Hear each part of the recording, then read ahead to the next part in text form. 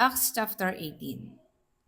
Ministering at Corinth. After these things, Paul departed from Athens and went to Corinth, and he found a certain Jew named Aquila, born in Pontus, who had recently come from Italy with his wife Priscilla, because Claudius had commanded all the Jews to depart from Rome.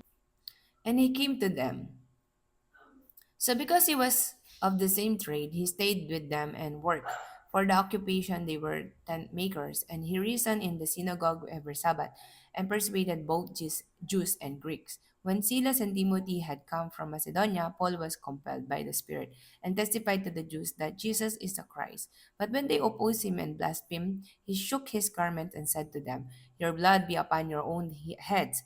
I am clean. From now on, I will go to the Gentiles." And he departed from there and entered the house of a certain named Justus, one who worshipped God, whose house was next door to the synagogue. Then Crispus, the ruler of the synagogue, believed on the Lord with all his household, and many of the Corinthians hearing believed and were baptized. Now the Lord spoke to Paul in the night by a vision.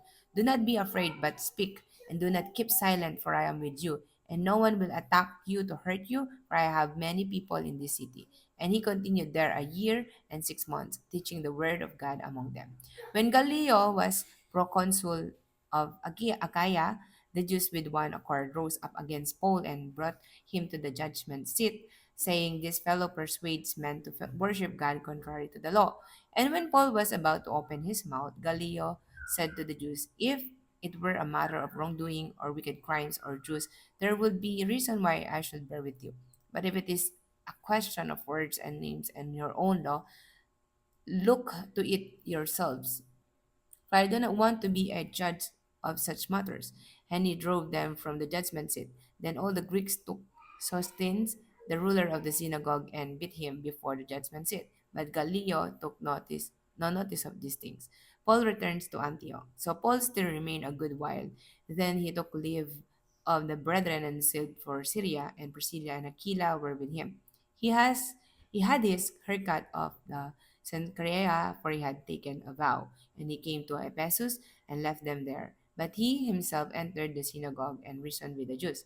When they asked him to stay longer time with them, he did not consent, but took leave of them, saying, "I must by all means keep this coming feast in Jerusalem, but I will return again to you, God willing." And he sailed from Ephesus. And when he had landed at Caesarea and gone up and greeted the church, he went down to Antioch. After he had spent some time there, he departed and went over the region of Galatia and Phrygia, in order strengthening all the disciples. Ministry of Apollos. Now a certain Jew named Apollos, born at Alexandria, an eloquent man and mighty in the scriptures, came to Ephesus.